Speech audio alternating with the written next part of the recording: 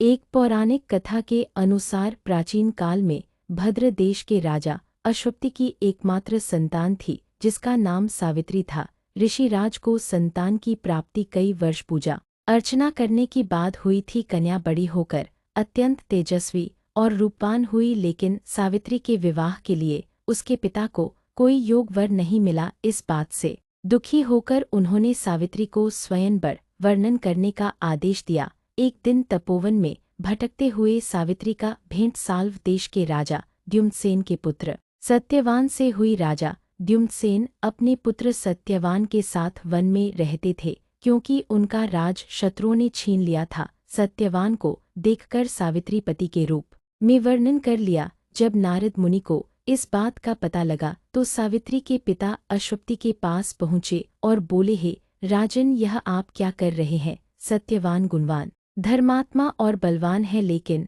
उसकी आयु बहुत छोटी है। 1 वर्ष बाद उसकी मृत्यु हो जाएगी। नारद जी ने सावित्री को चेतावनी देते हुए कहा कि पुत्री, तुमने जिस राजकुमार को अपने वर के लिए चुना है वह अल्प आयु है।